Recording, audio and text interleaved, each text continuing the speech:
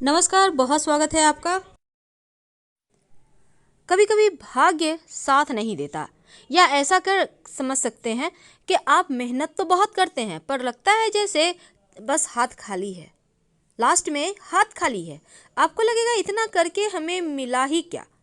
जब आपको लगे कि मुश्किलें बढ़ती जा रही, किस्मत का साथ नहीं मिल पा रहा, तब ऐसे में भाग्य को कोसना बंद करें। एक बार अपने हर व्यक्ति जीवन में आगे बढ़ने के लिए दिन रात मेहनत करता है, लेकिन हर किसी को सफलता एक ही समान नहीं मिलती। कोई व्यक्ति थोड़ा कम मेहनत में ही बड़ी सफलता पा लेता है और कोई व्यक्ति लाख प्रयास के बाद भी आगे बढ़ ही नहीं पाता। आखिर इसके वजह क्या है, कारण क्या है? जब पूरी लगन के साथ कार्य किए जाए और उसके फल न मिले तो थोड़ी सी निराशा होती है।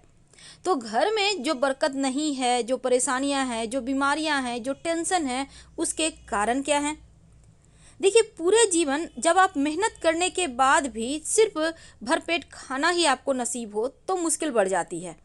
वास्तु कहता है घर में कुछ ऐसी चीज़ें हैं जो आपके बरकत को ख़त्म कर देती है, बरकत होने ही नहीं देती, और जीवन भर आप परेशानियों का सामना करते रहते हैं। वैसे तो घर में परेशानी, गरीबी आने के बहुत सारे कारण हैं, लेकिन आज हम वास्तु की बातें करेंगे, फिर बताएंगे कि कैसे और क्या करें।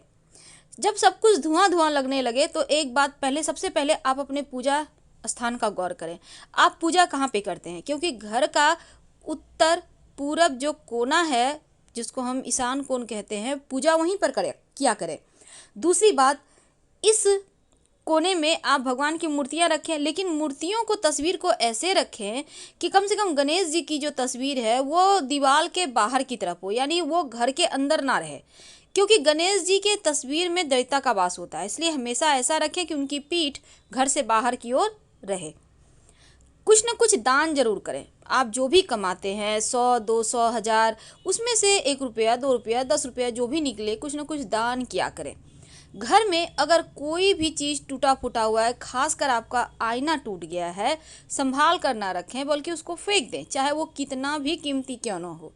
कई बार टूटे हुए बर्तन भी पड़े होते हैं, तो ऐसे बर्तन जो यूज़ नहीं हो रहे हैं उसको हटा दीजिए।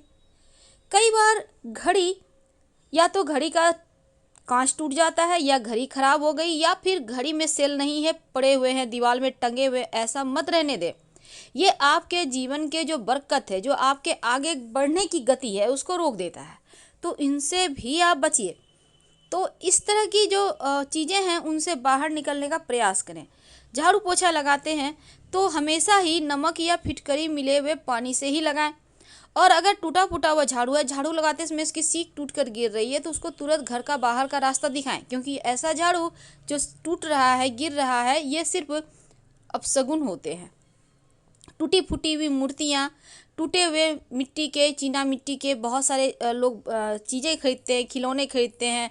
घर में आपकी तस्वीर है, मूर्तियाँ हैं टूटी हुई, आपने संभाल के रखी हुई है, फेविकॉल से ज्वाइन कर दिया, ऐसा मत कीजिए, इसको हटा दीजिए। क्योंकि टूटी हुई चीज़ें हमेशा नकारात्मकता को बढ़ाता है, सकारात्मकता को नहीं। और घर की छत पर कबाड़ इकट्ठा होने ना दे। कई बार क्या होता है, आप दीपावली की सफाई तो करते हैं, पर सारे कबाड़ आप अपने छत पर रख देते हैं, आम दिनों में भी रखते हैं, घर में जगह नहीं है तो घर को साफ तो कर लिया, पर छत जो बुध और राहु यहाँ पर दोनों मिलकर ग्रहण दोष बनाकर बैठ जाएगा, तो यहाँ पर फिर जीवन में आकस्मिक समस्याएं, बाधाएं आएंगी। दीवार में सीलन है, दीवार फट चुके हैं, इन सभी चीज़ों को ठीक करें। दरवाज़ा बाहर बंद करते खोलते अगर आवाज़ आ रही है चरचर की, तो उसको तुरंत आप दरवाजे में तेल या ग्रीस डालें, जिनसे कि वो ठीक हो जाए। नहीं तो ये चीज़ें भी आपके जीवन में बरकत नहीं होने देती। अब आपके पास एक जोड़े नहीं बल्कि 8-10 जोड़े जूते हैं, पहनना एक ही को है, बाकी ऐसे ही पड़े हुए हैं, नए हैं, फेंका भी नहीं जाता, किसी को देने का मन नहीं करता, कीमती है, लेकिन क्या करेंगे रख कर। ऐसे जूते सिर्फ परेशानियां लाएंगे, इसलिए जो पहनते हैं उसको रखें, बाकी का हटा दें। लंबे समय से पड़ा हुआ झाड़ू भी नकारात्मक ऊर्जा को बढ़ा देता है और घर में परेशानियां लाता है। तो ऐसे झाड़ू को दीपावली के अगले दिन, जब आप लक्ष्मी को अंदर करेंगे, दरिद्रता को बाहर करेंगे, उसमें बाहर निकाल दीजिएगा। और जो आपके घर में खासकर बहुत सब बार क्या होता है, आपके खिड़की का कांच टूट जाता है, तो क्या करेंगे, उसको नहीं रखना, उसको फेंक देना है। तो इस तरह से आप चीज़ों को अगर धीरे धीरे करके क्लीन करेंगे तो बरकत होने लगेगी। एक बात की तो गारंटी है। अब आपके बहुत सारे कपड़े हैं पुराने, आपने यूं ही गट्ठल बांध के रखा है। पहली बात तो गट्ठल बांध के कोई भी चीज़ ना रखें, मोटली पोटली बांध के जिसको कहते हैं। जब भी आपको रखना हो उसमें आप रस्सी धागा, मोटा धागा रस्सी बांध कर रखें तो वो अलग चीज़ है, पर पोटली ना बनाएं। यहाँ तक कि ऊन के गोले हैं, रस्सी के गोले हैं, उसको ठीक करें या फिर हटा दें, क्योंकि ये गोले हमेशा उलझने बढ़ाएंगे और आपको बरकत नहीं होने देगा। तो इन चीज़ों से आपको बचना चाहिए। अगर घर के बाहर भी आपको सफाई करनी चाहिए, ये नहीं कि घर का बाहर गंदा है घर सफाई है, नहीं, घर के आसपास का एरिया को भी साफ सुथरा रखें, क्योंकि द्वार बेग होना भी बहुत बड़ा दोष लगता है। तो इन छोटी छोटी चीज़ों का अगर आप ध्यान रखेंगे तो बरकत होगी।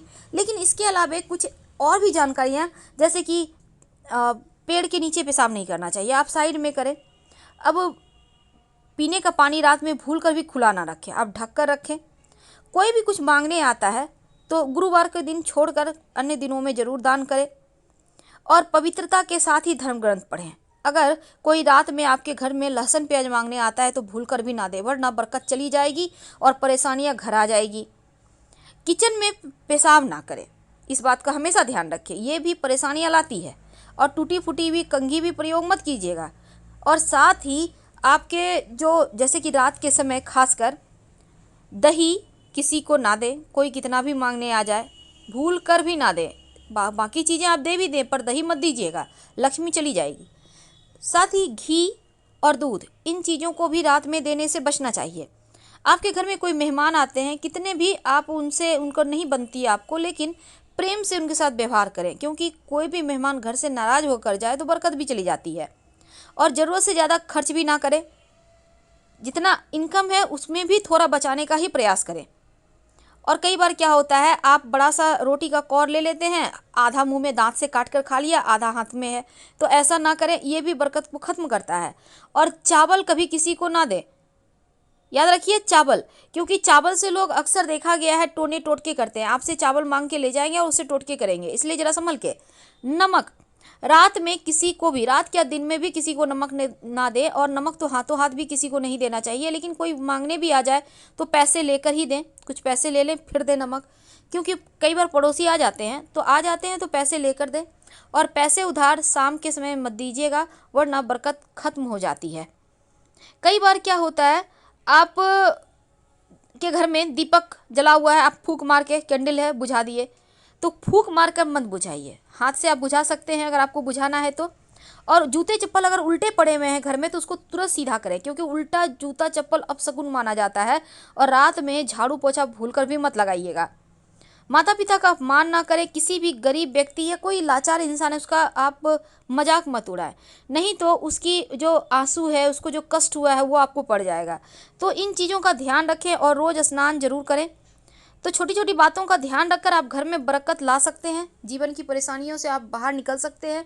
क्योंकि जब आप जान जाते हैं कि क्या चीज़ है जो आपके जीवन में परेशानियां ला रहा है, तो घर में मकड़े के जाले हैं उसको साफ करें। घर पर कबूतर छत पर दाना बिल्कुल भी ना डालें। टपकता हुआ जो नल है वो कहीं ना कहीं आपके पैसे भी बहा ले जाता है, उसको ठीक करवाएं। नमक कभी भी किसी को हाथों हाथ ना दें, और ना ही रात के समय दूध दही घी नमक लहसुन प्याज किसी को उधार दें। इन बातों का ध्यान तो आपको रखना ही होगा।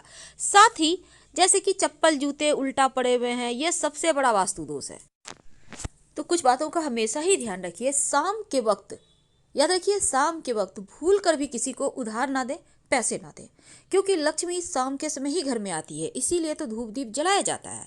और शाम होने के बाद, अंधेरा होने के बाद कुछ ऐसी वस्तुएं हैं जो भूल कर भी किसी को ना दें, वरना परेशानी आप खुद मोल लेंगे। तो हमेशा ही कुछ बातों को ध्यान में रखें, और कुछ ऐसी बातें जो हमारे शास्त्रों में वर्णन आता है और इसको आप नज़रअंदाज कर देंगे तो फिर आप तरक्की कैसे करेंगे, ये आपको समझना है। तो हम सिर्फ आपकी जानकारी के लिए एक खास बात, अगर आप चाहते हैं बरकत हो, घर के मुख्य दरवाजे के ठीक ऊपर एक गणेश जी की तस्वीर लगाएं।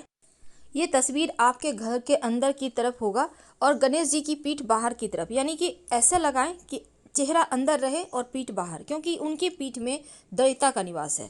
साथ ही 3 मोर पंख गणेश जी के माथे पर सजा दें तो पूरे घर का वास्तु भी ठीक होता है और धीरे धीरे बरकत होने लगती है, धन। आने लगता है। लेकिन याद रखिए, गणेश जी की तस्वीर जब भी लगाइए घर के अंदर की तरफ से, अगर मान लेते हैं आपके घर में बाहर की तरफ से लगा हुआ है तस्वीर, तो अंदर से भी ठीक वहीं पर एक तस्वीर लगा दे ताकि दोष खत्म हो जाए। धन्यवाद, हम फिर मिलेंगे। कि हाँ, बहुत कष्ट है, कर्जा भी बढ़ गया, तकलीफें भी बढ़ गई, बहुत दुख भी बढ़ रहा है, कहीं परिवार सही नहीं चल रहा है, तो प्रयास करते रहा करो।